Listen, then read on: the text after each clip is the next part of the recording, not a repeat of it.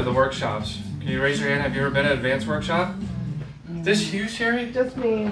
Okay, everyone welcome Sherry. Hi, Sherry. Okay, we may have coming in soon, so when they walk in, just give them a round of applause and greet them. Okay, before we get started, guys, we have clipboards, paper, pens. Is everyone good, or does anyone need anything? Anyone need anything? Okay, perfect. So, weight loss workshop. This is definitely one of our more popular workshops. Before we get started, guys, I actually want to recognize everyone for being here tonight at this workshop.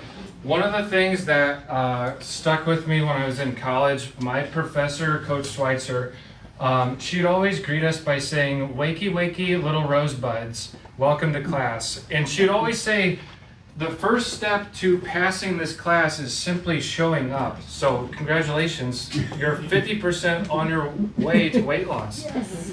So give your round of applause for just being here. Okay, just me, okay.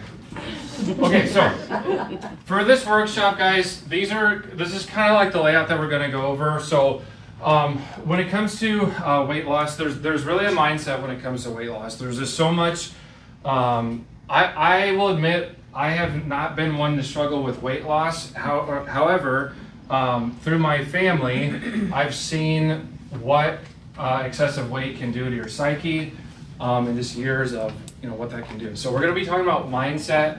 We're also going to go into goal setting to help you guys appropriately reach your goals. We're going to go into some myths, some current trends, and then we're going to get into some science of weight loss and give you guys some action steps. So I do have a warning for you guys, so I have to read this warning before we do this workshop. So the related content may be disturbing to some individuals. Dr. D may stand on his own soapbox during this workshop when it comes to weight loss and chiropractic care. You may hear information that makes you question yourself. This workshop may make you feel insecure. This workshop is intended for only those who are looking to grow. Participation and open mindset are advised. Are we good with this warning? If you're not, you may need to. Okay, it's all coming. Okay, here we go. Okay, so before we start, I want to just give you guys some food for thought. So one of the best pieces of advice I ever heard in my life was this quote: the quality of your life will be decided by the quality of questions that you ask. If you want a better quality of life, simply ask better questions. So if you've been one to struggle with weight loss or weight gain, poor self-image, we need to start asking ourselves better questions. More questions that we can ask, we're going to find the answers and get the outcomes. So when it comes to, sometimes there's things that gets in the way of us getting the results that we want. And when we think about, we have 4 limited resources: time, energy, money, and focus. Okay, and what I've learned a lot about this concept over the years is when we're stressed and we have subluxation of the spine, these are the things that kind of prevent us from taking care of ourselves. So whenever we lose time, that can be a huge stressor to us. When we're not having the right amount of energy, when we don't have money, and we lack focus. But all that to be said, time, energy, money, and focus is dictated by what you actually value. Okay?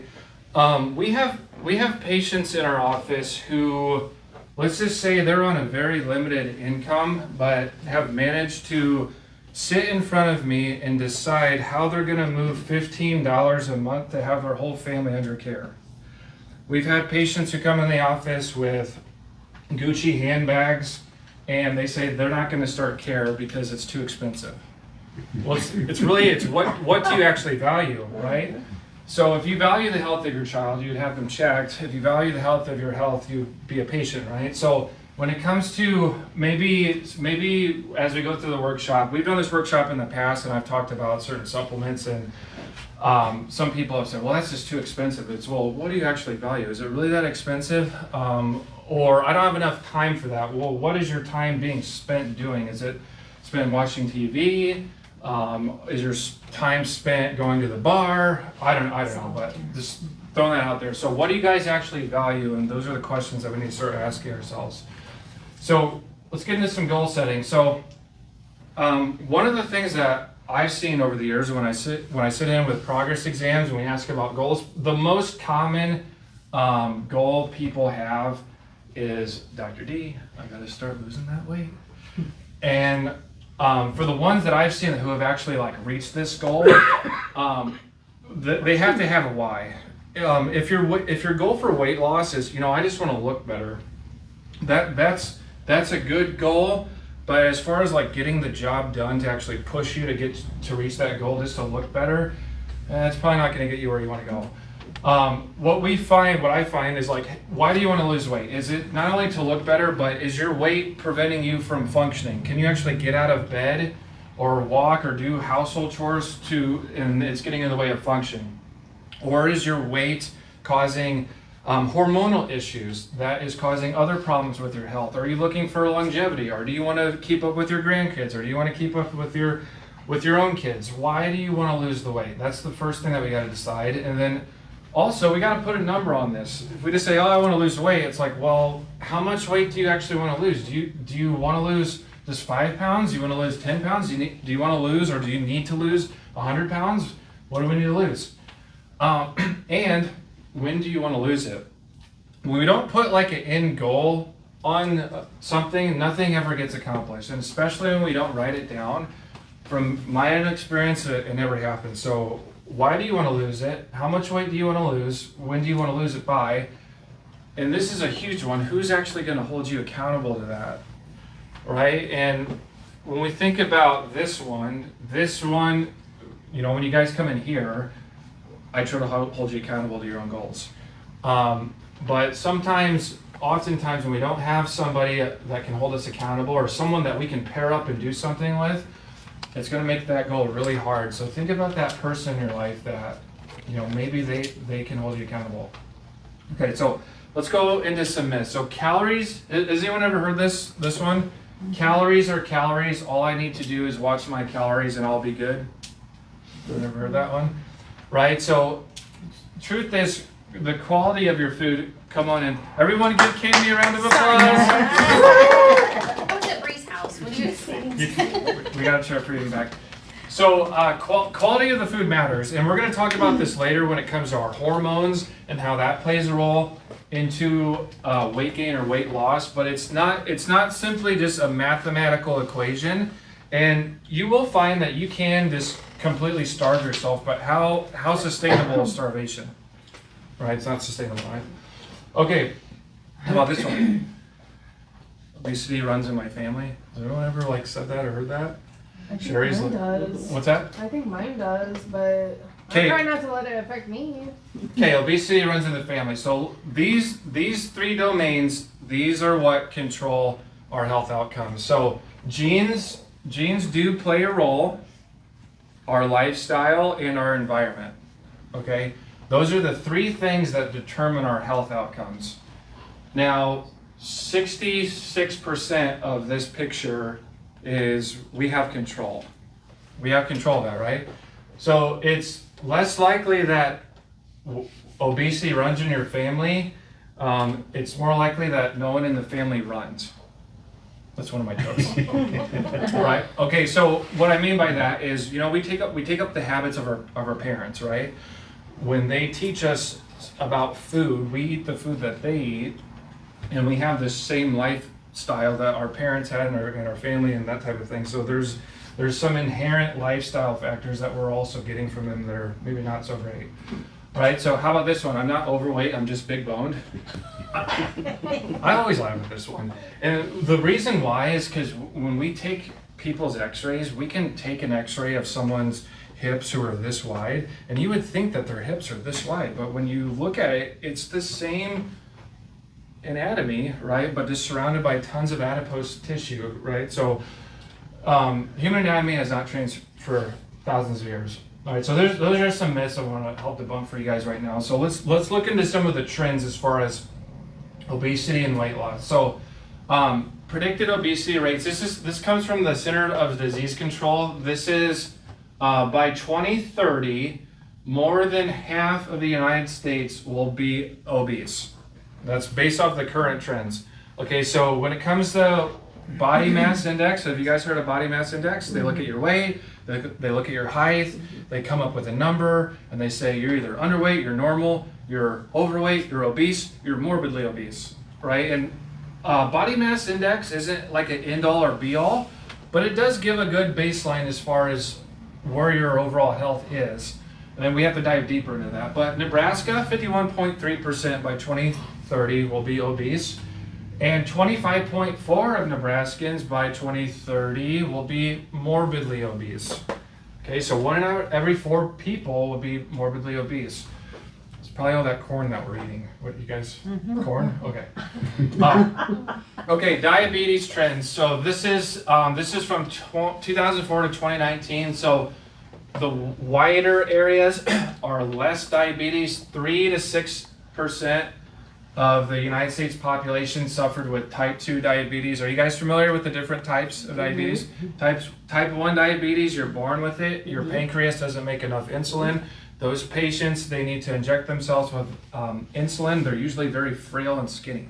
Okay, type 2 diabetes, you could say this is self-induced diabetes. You could blame it on genes a little bit, but lifestyle and environment, okay?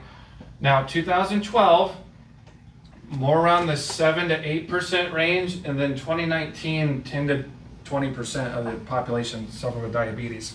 Now, here's an interesting one. I've learned about this recently. Has anyone heard of type 3 diabetes? No, just recently. Type 3 diabetes. I don't know what it is. Ashley? Alzheimer's.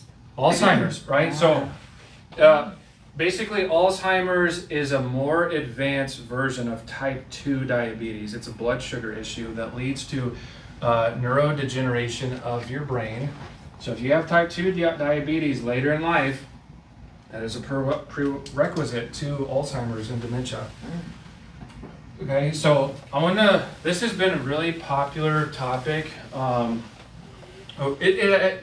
you guys have heard of some of these weight loss drugs like semaglutide. So the brand names would be Ozempic, Wegovy, Ribozelis. There's other ones that are, I just don't have them on here, but over the past couple years, these gotten really popular. The purpose of these drugs were originally to treat diabetes, and the side effect that they found mistakenly was, hey, rapid weight loss. Woo! Right? So, if you guys, patients have asked me, Dr. D, what do you think about some of these weight loss drugs? Should I take one? Should I not take one? And the answer is I cannot tell you what to or what not to take medically, okay, but I want to give you guys the pros and cons and help you think about the questions that you maybe should ask yourself. So do the pros outweigh the cons, and we're going to answer that or give you what the pros and what the cons are. What is short term? What does it look long term? Do you want to be on this the rest of your life? Is your weight causing immediate problems that are leading to long-term issues? And just as far as like my own thoughts, if a patient came in and they were obese, morbidly obese, and their weight is affecting their spine and it is causing immobility, I would think that, you know what, maybe 50-pound weight loss rapidly in the short term would be a good thing for you if you have absolutely no self-control, okay? But I'm also very scared of what these drugs are doing to people, and I would advise, my own opinion, as I would stay away from these as much as possible. But again, it all depends on where is your health right now, what has been your life in the past, where are you trying to go, and all these questions, right? So just a little bit of history of Ozempic. Ozempic is actually founded by a European pharmaceutical company called Novo Nordisk. It was actually approved in 2017. Like I said, it was intended to treat diabetes, but the effects were rapid weight loss. It's gained a lot of popularity through celebrities like Elon Musk, Oprah Winfrey, big advocate of these types of drugs. Weight Watchers, coincidentally, are funded by this, so they are going more self-control, and they're actually getting funded on the back end by this type of stuff. That's Weight Watchers. So here, there are pros of Ozempic, okay? It does work. You get rapid weight loss. Good, right? And that rapid weight loss can positively affect someone's bodily image, right? If you struggled with, being overweight, there's years of mental stress that can associate with that. So it can help positively influence your bodily image. And if you're losing weight rapidly, that can take some stress off your knees, can take stress off your spine. Okay, those are the pros of Ozempic. Okay, here are the cons. So this type of drug is made in Europe. It's actually banned in Europe. They know that the toxicity that this causes, they will not expose it to their own population. And this company specifically targets to Americans. It's not allowed anywhere else. Okay, so the cost. Without insurance, this is what I've read, this is what I've heard patients say. If you don't have insurance, this is going to cost you $1,000 to $1,700 a month. Okay, and if you have insurance, I've heard anything between $400 to $600 a month. So maybe if cost is an issue for you, that may be not a big thing, but you know, if it is and you still want to take it, do you want to take it forever? You know, that's $1,100, $1,500 every month for the rest of your life. Okay, and then side effects, it has shown to thicken the bowel wall, which causes stasis of your fecal matter, which leads to infection of your intestines. The skeletal-like appearance, has anyone seen that with some of the celebrities like Sharon Osbourne, is getting like a really skeletal appearance. It increases your risk of fracture, and it also, what they've seen, up to 50% of the weight that you're losing can be your muscle mass. Okay, we're going to dive into as far as how important it is to have muscle mass and why that's important for sustained weight loss. Okay, so for weight loss, we're going to go, there's three different domains of weight loss. How much energy we use in a day, the food quality and quantity, and our hormones. Okay, so first let's talk about energy. So I really love this chart. So TDEE, that's total daily energy expenditure. Okay, so how much energy does your body use in a day? So you guys could, this is synonymous with metabolism. Okay, so exercise, activity, thermogenesis, 15 to 30% of the energy that you burn in a day, your metabolism, happens through exercise. How many of us are getting quality exercise? 3 to 4 days a week. Maybe you don't have to raise your hand, but just think about that. 15 to 30% of your metabolism comes from exercise. Now you have non-exercise activity, thermogenesis. So that would be daily tasks like me walking around right here. That is this movement. I'm not exercising, but I'm using energy for that. That is 15 to 20% of the metabolism in a day. Okay, then you have the thermo effect of food. So when we eat food, our body uses energy. Has anyone heard like celery? There's actually, when you eat celery, the thermogenic effect of that food, of your body processing it, you burn more calories processing it, right, than you do eating it. Yeah. Right? So celery is a cool kind of trick. Okay, and then the big portion of this is your basal metabolic rate. So this is talking about your body, your heart to beat, your food to digest, your lungs to breathe, all of those cellular functions that requires energy. So this is what makes up our TDE, and if we want to improve weight loss, we have to increase our TDE. Now, this thermic effect of food, that's pretty much standard. You're not going to be able to change that much. You can on as far as how much you're eating, but you're not going to be able to make a drastic change in that.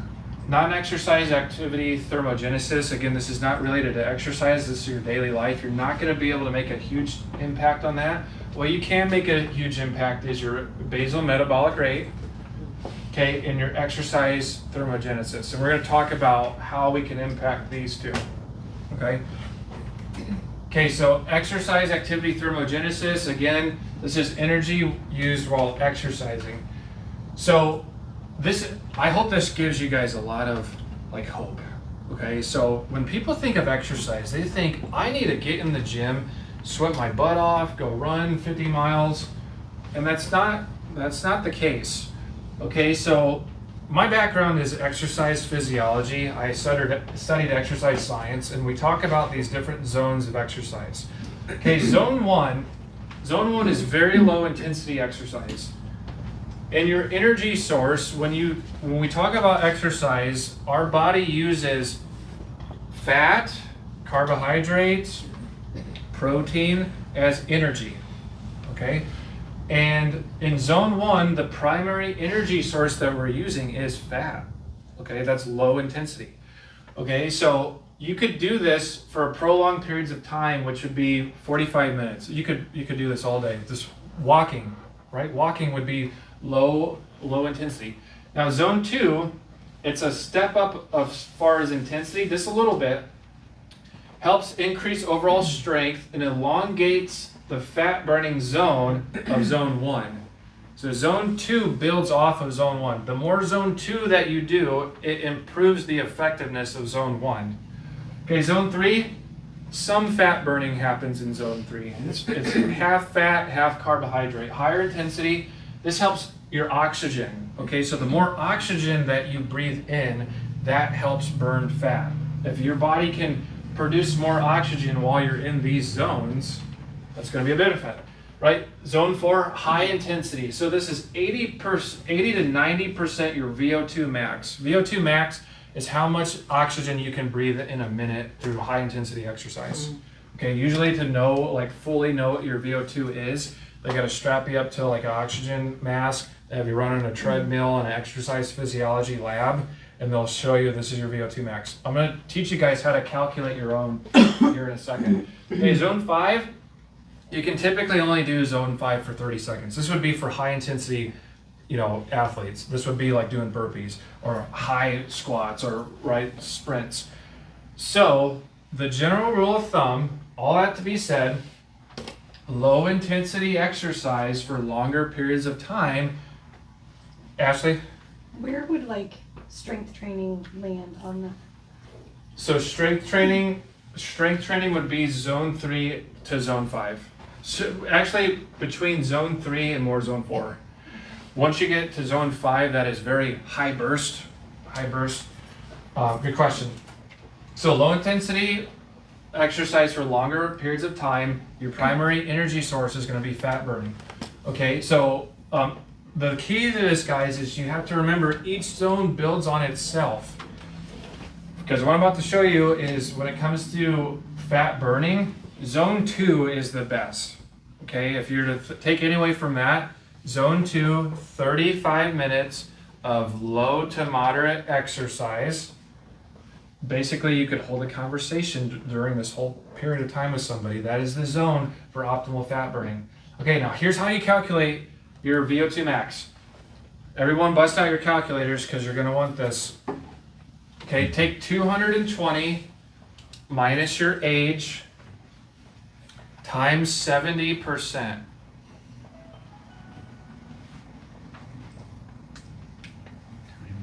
What'd you get? 125.3.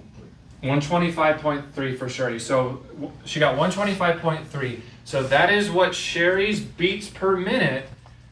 If she had a smartwatch, right, she would want to be at that beats per minute that entire time. That's what you would want to shoot for. Okay? So here's an example. Someone who's 50 years old, they would want to be at about 119 beats per minute, and you would sustain that for 30 to 35 minutes in zone 2. Has everyone got it? Okay. Just put a smartwatch. So on your if you have a smartwatch, they can track your beats per minute, and you can see what your VO2 is and stuff like that, and track your beats per minute. Cool. Okay, again, remember all the zones build on itself, so don't take away from this that only focus on zone 2, because zone 3 improves your oxygen, zone 4 more muscular support. It all builds on itself. So we have to incorporate different forms of exercise. But to start with zone 2. Okay, basal metabolic rate. So these are the calories burned used for life-sustaining function, breathing or keeping you warm. So your brain, so you guys remember when we looked at basal metabolic rate? This one right here? This is what we're talking about right here, the big one. So our brain, out of that percentage, our brain uses 17% of that. Our heart uses 8%. Muscle uses 20%. Okay, now how many of these can we actually like control the function? Like a muscle. It's really just your muscle, right? There's things that we can do to help aid in the health of the liver, like the food that we intake, right? But what we have really direct control over is our muscle. Okay, so basal metabolic rate, your BMR increases fat burning. Okay, so why is this important? Your muscle is super important for your basal metabolic rate, how much fat that you burn. So when we take drugs like Ozempic and we lose 50% of the weight that we're losing is our muscle, let's say that maybe you're getting the side effects of gastric paralysis, or you no longer want to pay $500 to $1,500 a month and you get off of that drug.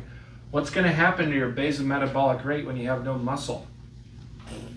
It's going to be worse than when you started. All right, so that is why we also need to focus on those other zones to build up that muscle. So did you guys ever hear about this study? This was like right when I was in college. We were talking about this guy. He lost 27 pounds just eating Twinkies alone. What? Oh, Lord. So maybe you guys should let's just skip the workshop. Let's just eat Twinkies, right? So he was trying to prove that calories are calories and nothing else matters, right? But here's the questions that we ask. Not all calories are created equal, especially for our hormones, okay? And I would venture to say that I'm definitely not perfect. I know in this room we don't have people that are perfect, like pristine health. So with that, there are things that we have to do because there are areas of our bodies that are damaged that we really have to be taken care of when it comes to the quality of what we're eating, not just the quantity. Okay, so really how sustainable is a calorie restricted diet, right? May work short term, but as you starve yourself, you're gonna be at the expense of your muscle mass, which we know is detrimental. Okay, and your body stores excessive macronutrients. So let's say all we did was eat ice cream, right? Highly processed, lots of dairy. Maybe we only eat bread. Well, when we have excessive amounts of those energy sources, fat, carbohydrate, right? Our body says, you know what? It's excessive. So we're just going to store that for later when we need energy. We're going to store this as fat. Right? So the primary source our body burns off first are those excessive amounts that we're eating. So if you eat tons of carbohydrates and you go work out, you're going to first burn through your carbohydrate storage before you even get to your fat burning zones. The light bulb just like went off, right? Okay, so we have to focus on the quality of food. So we want to eat whole foods. You can go to Whole Foods like the store, but we want to eat whole foods. That means non-processed. We want it to have less than 5 ingredients, right? We want to be able to understand what's on the food labels, right? Just remember, when we're eating something like this, our body remakes our cells out of this. Do you want to remake your liver out of this, or do you want to make it out of this? Right? It remakes it out of the food that we're eating. All right, so tip for you guys, increase your protein. High protein diets have a lot of macronutrients, a lot of micronutrients, increases your fullness, your satiety levels, high in trace minerals. Animal protein is going to get you to that goal faster than like a processed pea protein or any of the other stuff that the vegans are trying to throw at us. Increase your protein. Okay. Familiar with glycemic index? This kind of leads into the hormone regulation part. Okay, so the glycemic index looks at the foods that raise your blood sugar. Okay, when your blood sugar goes high, your insulin levels go high to lower the blood sugar. That's a natural body response in blood sugar. Type 1 diabetics, their blood sugar is really high because they don't make insulin. So they have to take insulin to lower their blood sugar. Okay? Type 2 diabetes, you become insulin resistant and your body no longer, the effectiveness of your insulin goes low, so your blood sugar goes high. Okay? So when your blood sugar goes high, insulin level go high. When your insulin levels go high, you hold on to fat longer. So these are the foods that raise your insulin level. So something you would want to stay away from high glycemic foods on the glycemic index. So that'd be a 70 or above. So something like watermelon is a 72. You'd want to stay away from watermelon. Mashed I potatoes. just planted watermelon. Oh, God, you guys should have came to the workshop beforehand. I'm just kidding. Okay, bagel, white bread, baked potatoes, whole wheat. Sweet potatoes is 61. That's good, right? Let's see. Chocolate, 35. That's good. Peanuts, 21. There you go, Gary. Black beans, 59. Right, you guys get the picture. So you wanna, if you're trying to follow, like, hey, what are the foods that I need to shoot for? Low glycemic to medium glycemic foods. Everyone good? Do you need pictures? I'm gonna take a picture. Yeah, take a picture. Yep.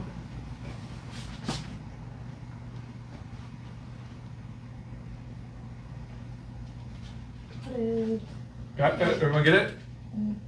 There. All right. Okay. Water. So easy, often so overlooked. Okay. Now, the general rule of thumb. This is hard for me to do, but I'm just putting this up there because you can somewhat quantify it. I weigh 220 pounds. If I were to drink 110 ounces of water a day, no one would get adjusted here. I'd be in the bathroom peeing the whole day, right? So what I try to shoot for is within a range of 20 ounces. So for me, that'd be like 90. If I can get 80 or 90 ounces, that's pretty good, right? So what your weight is, half of that in ounces, maybe plus or minus 20 ounces, okay? Then you can at least quantify it. Okay, let's go into some supplements when it comes to weight loss. Okay, piggybacking off of the water, electrolytes. This is extremely overlooked, and let's face it, when our diet is not great, we lose certain minerals that we should be supplementing ourselves with. Water does hydrate us, but it's the electrolytes that actually get water into your cells. Who here takes electrolytes? I am curious. We got 2, we got 3, almost like half the room, right? Okay, so we have a gift for you. Okay, we have a couple winners for electrolytes. Is that a brand you like? This is our favorite brand of electrolytes. Judy, there is no sugar in these electrolytes. Fred, the couple. We got one more. So electrolytes, like I said, Shirley. Where's Shirley? Right here. There you are. Thank you. These help rehydrate the cell. Whenever you're taking electrolytes, Leslie? I just have a question real quick before you. My son uses those Yeah. faithfully, and my grandchildren drink their salted water, not the whole bit, but, my thing, when I picked that up at his house, the first thing I noticed was the 1,000 milligrams of sodium. Mm-hmm. So what if you have high blood pressure? So the good thing with this, Leslie, is potassium, sodium, and magnesium. They work synergistically with each other. So, like when we're thinking about like this regular table salt, right? High in sodium, but it lacks these other guys, potassium and magnesium. Okay, those are the other electrolytes that we need. That's why they say things like Celtic salt and Baja Gold salt. Those are the types of salts that are more rich in vitamins or in minerals to help your blood pressure. Because we still, even if we have high blood pressure, we still need sodium. Mm-hmm. It's just we need the other electrolytes to balance them out. I was looking at the labels on different brands the other way, and some of them are like 400. Yeah, So, they I mean, are some of them lower, like yeah, way there's- lower. Right. Some- I will say if you guys some are get this, higher. it is a salty taste to it. So mix it. I would mix that with probably something like this size. I mix a whole Raspberry salt. thing of this is like, I don't know, 24 ounces. Ashley? I just use Celtic salt instead of one of those. Is that, Celtic salt's fine. Like I said, Celtic salt is going to have the sodium, the potassium, the magnesium. I like how this tastes. I like to taste something in my water. So, okay, big three. These guys, if you came to our foundational workshop way back when you guys first started, if you're not taking these are essential for daily function. Vitamin D, sunlight, probiotics, help stimulate your gut microflora so you can absorb nutrients. Omega-3, that helps with so many things. So these three things, if you're not taking them, this would be a very good start just for your overall health. When I take these, when I started taking these, the biggest shift that I noticed was my energy. Got better sleep, sleep improvement, sleep helps with weight loss. If you guys need any refills, we are low on ours, so we're gonna get an order. If you need some, let the team know, we can get you some for the next order that we're getting. Okay, has anyone ever heard of berberine? Yeah, berberine. Right, this has become really popular over the past 6 months to a year. So this comes from a berry. I believe it is in Asia. Helps aid in insulin resistance, reduces plaque, increases oxygen, which is helpful for fat metabolism. They've shown that it has similar effects to the drug metformin, right, which is type 2 diabetes medication. Increases cellular function. Okay, and someone's about to win a bottle. Amanda. Oh, yeah. Bang, bang. There you go. Good. Is that the brand you recommend? Yeah, this is, so Thorne, we don't sell this brand, but Thorne has been around for 25, 30 years. I've seen a lot of good things through Thorne. They do a lot of third-party testing, right? So what they say is in it, they go through a third party and they verify that, hey, this is actually in it, right? So if you're looking for other supplements, Thorne might be a good avenue for you. It's from barberry root. Barberry. Okay, let's talk about hormone regulation. Okay, so this is a big one when it comes to hormones. So these are the different types of hormones that really affect our weight. Insulin, cortisol, which is a stress hormone, testosterone, estrogen, thyroid, stimulating hormone. Okay, so when you have blood panels done and you're seeing drastic maybe decreases or increases of these hormones, there's probably association of why you cannot lose weight. So how do these hormones, like what controls it? So HPA axis, hypothalamic pituitary adrenal axis. Say that 5 times. Okay, so this is like, if you guys want to understand how your body adapts to stress, you could look up HPA axis. You could go for days looking into this type of stuff, and all the doctors and experts who would help you understand how your body and how your hormones work. And we don't have enough time for that today, but I'm trying to get your guys' mind stimulated a little bit. So what happens when you guys are under stressful environments, mental stress, physical stress, dietary stress, your hypothalamus is a portion of your brain that says alert, stress. Sends a hormone down to your pituitary gland, which your pituitary gland is still around your brain. And then from your pituitary gland, it sends it to your adrenal glands that are right above your kidneys. And this is how your body creates all these stress hormones that helps us adapt to stress. Okay? The HPA axis controls reactions to stress, regulates digestion, the immune system, mood, emotions, sexuality, and so forth. So here are the big hormone disruptors. Poor nutrients, toxins.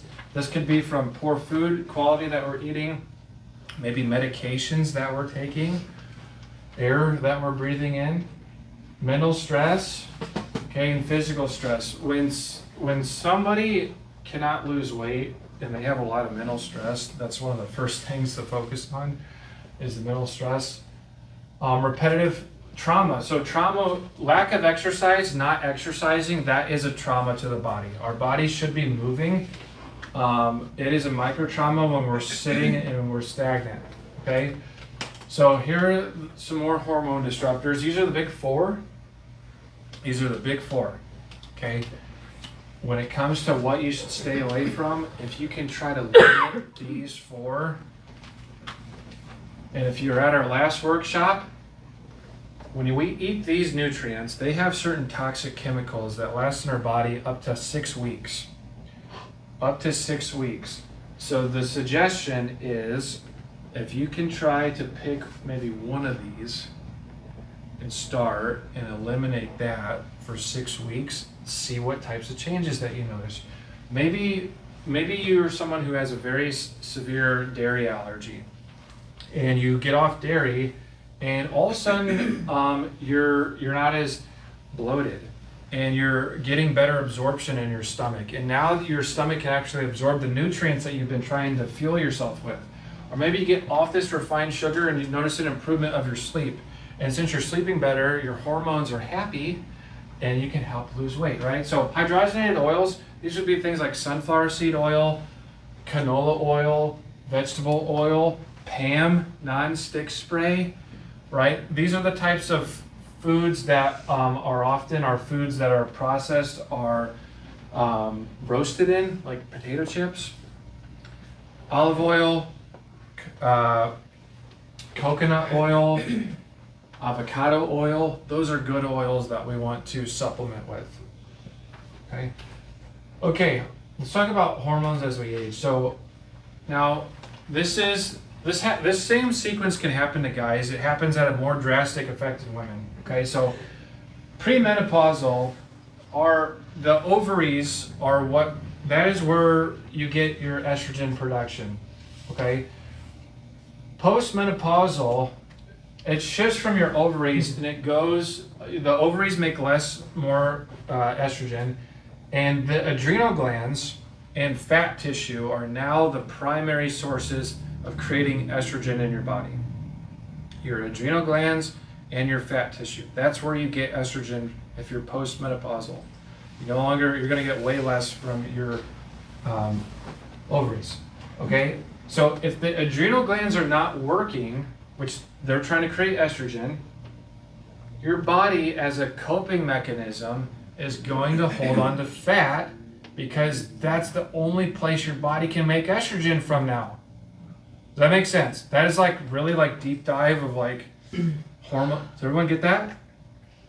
So again, if your adrenal glands are not working properly, your body is going to hold on to fat. Your body's not being stupid. Don't tell yourself that lie. It's not being stupid. This is a coping mechanism so that you can have estrogen. Okay, so if you are postmenopausal and you are still holding on to a lot of fat, it's a problem with your adrenal glands. Okay, this whole process occurs in men as well, not to the same drastic level of like night sweats and that type of thing, but it does happen in men. Leslie? So if you are overweight and postmenopausal and your estrogen is still low, is that pointing more to adrenal glands too, or what?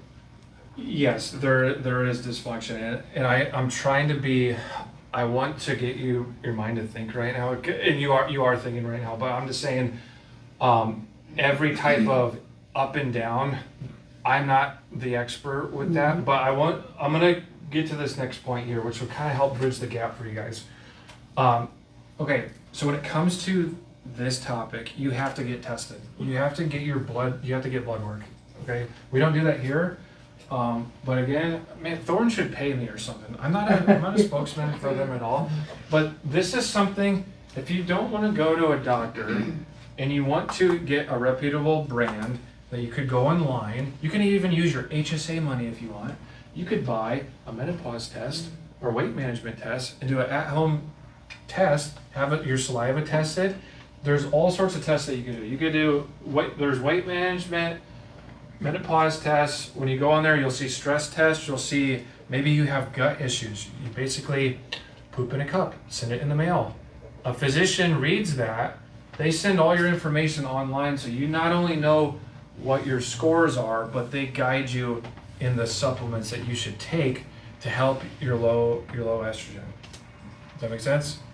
Okay, so this is not the only company that does this, guys, but it's up to you to find the one that you want to use. Okay, so adrenal health. Supplements are not the only thing that help with your adrenal health, guys. Okay, exercise. Let's get back to the basics. We can't just do all this through a pill, right? Exercise is important for our adrenal health. Okay, sleep.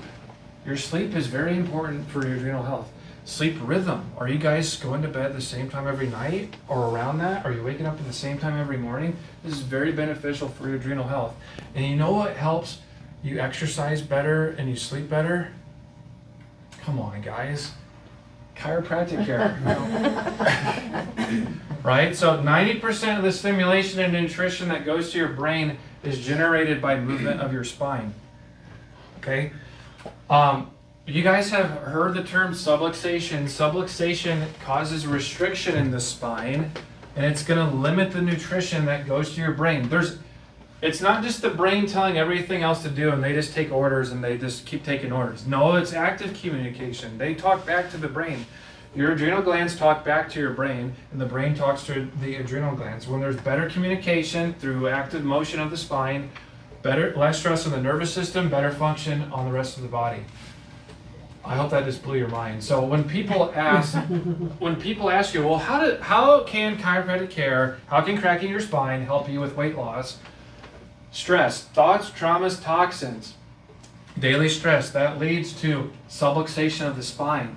Subluxation of the spine causes a stress response in your body. We find that, we adjust it. The immediate effects of that are less pain, better mobility, hormone regulation, and the transient effects of you feeling better. Hey, I feel better. I can actually use my knee. I'm going to go walk, right? Increase happy hormones, and not to mention you're in a wellness community like this where somebody can hold you accountable, right? So I want to give a shout out to a special patient, Ashley. So this is a really cool testimonial. So this is Ashley. This is her like 2.5 years ago. And this is her at her most recent progress exam. She came in, she met us at a home show. She comes in, like, at the home show. She's with her kids and her husband. She's, like, completely worn out.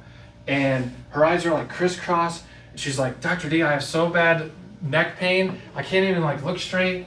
19 pounds shift towards her right side, 2.5 inches high on her left side.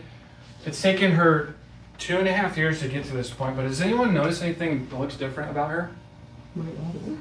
Weight loss, right? Here's her from the side. It's probably more noticeable from the side. Yeah, her stomach. 6 inches of forward head posture, ear above shoulder. Can we all give a round of applause for Ashley? She's here. She's right back there. Right? So think about that. How many milligrams of ibuprofen were you taking a day? 1,600. 1,600 milligrams every single day. Do you think that's going to affect the gut? Do you think that's going to affect your ability to absorb nutrients? It's going to affect your mobility, right? She's been really focusing on her diet, and she's definitely getting the results of that, so it's awesome. Okay, this should actually say 60 pounds. We took this a month ago. She's actually lost 15 pounds in a month. Yay! Right. Congrats. Cool. So if you guys, if you are wanting other outside sources, if you didn't know, we have local partners that other businesses that they give our patients discounts. So maybe you want to be in Pilates. Pilates is very good for strengthening the spine. It's very safe. Club Pilates, there's one in Papillion. I used to take care of the owner who owns like 6 of them here in Omaha. She gives all of her patients 10% off for any membership for your entire time being there. Okay, Mark Tangman, he's with TTS. He's come and spoke here a few times, but he's a personal trainer here in Papillion. He's phenomenal. He teaches at College of St. Mary.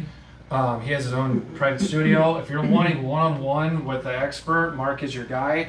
Maybe you just want new shoes, more new walking shoes, Fleet Feet and Exarban.